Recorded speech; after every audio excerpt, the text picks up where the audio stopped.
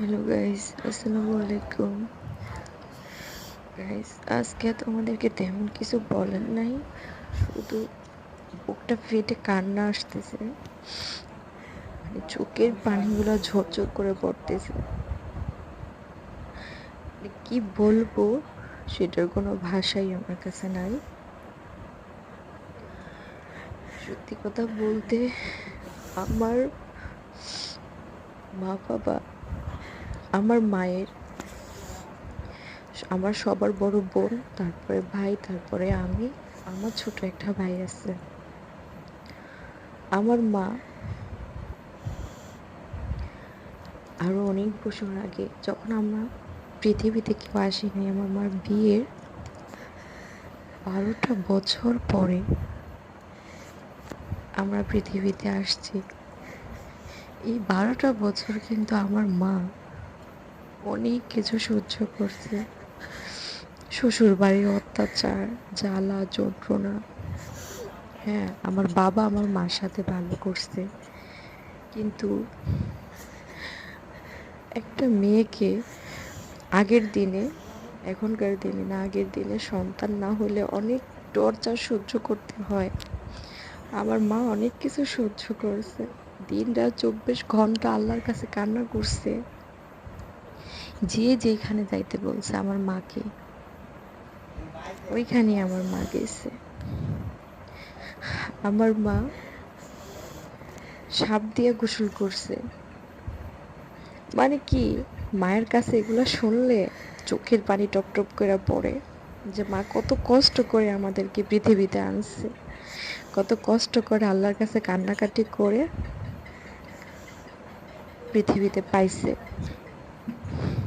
কত কষ্ট করে পৃথিবীতে পাইছে।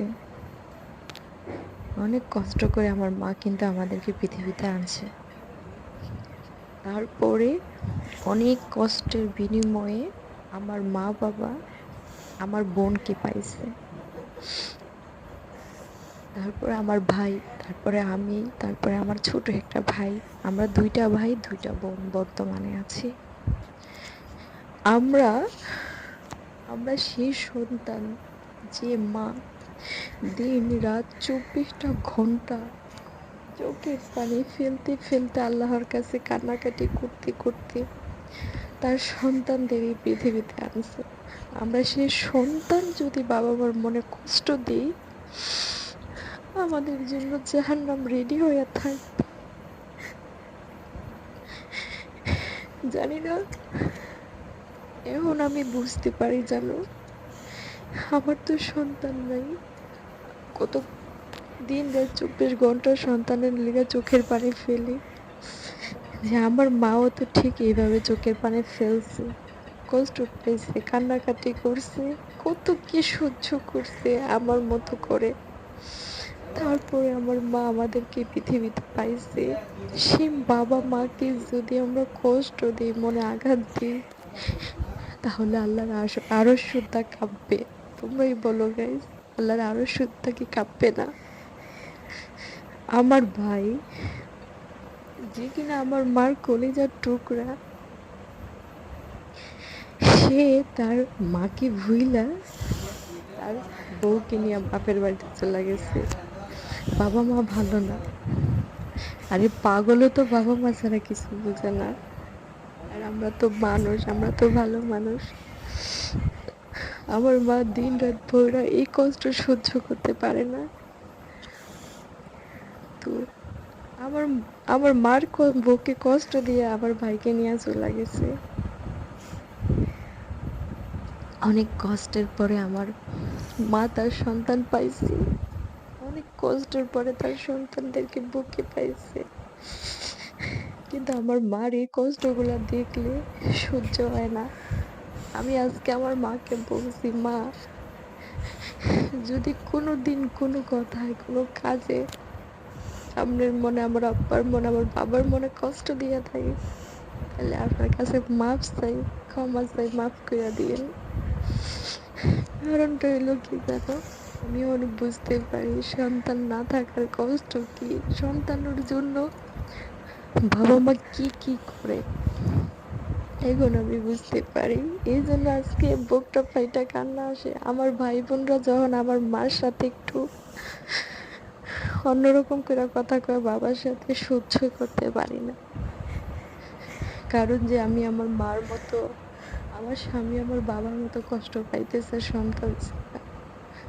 আমি আমার মা বাবার কষ্টটা ফিল করতে পারি এখন, অনুভব করতে পারি যে আমার মা বাবা কত কষ্ট পাইতো আমরা না থাকার কারণে। কত কষ্টের পরে আল্লাহ তাআলা সন্তান দিচ্ছে। সেই সন্তান যদি তাদের মনে কষ্ট দিয়ে কথা বলে, এই সন্তান আল্লাহ না দিলেও তো পৃথিবীতে ভালো হইতো। আমার মা বাবার মনে কি কষ্টটা আসে না বলো? আমার মা বাবা দিনরাত 24 ঘন্টা আল্লাহর কাছে কষ্ট পাইয়া ভালো সন্তান আনে নাই, খারাপ সন্তান আনছে। যে সন্তানরা বাবা মার মনে কষ্ট দেয়, তাদের মনে আঘাত দেয়। আজকের আমার যতটুকু চোখের পানি দেখতেছো, পুরাটা আমার বাবা মার জন্য, আমার মায়ের জন্য, আমার বাবার জন্য। একটা সন্তানের জন্য যে মায়ের মন কেমন হয়, শুধুমাত্র সেই মাই বুঝতে পারে।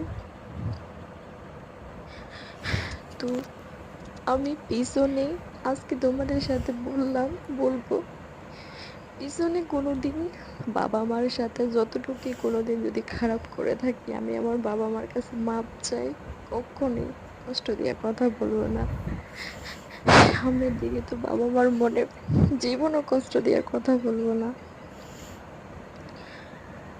কারণ আমি আমার বাবা মাকে ভালোবাসি, তাদের চোখের পানি সহ্য করতে পারি না। আমি তো সন্তান ছাড়া দিনটা ভরা কান্না করি। আমার বাবা মাও ঠিক এইভাবে কান্না কইরা তাদের পৃথিবীতে আমাদের আনছে। আমি তাদের কষ্টটা বুঝি, আমি তাদের কষ্টটা অনুভব করি। এজন্য তাদেরকে আর কিচ্ছু বলবো না, কখনোই না। আমার মা আজকে আমার কথা শুনে ও চোখের পানি টপ টপ করে ফেলছে।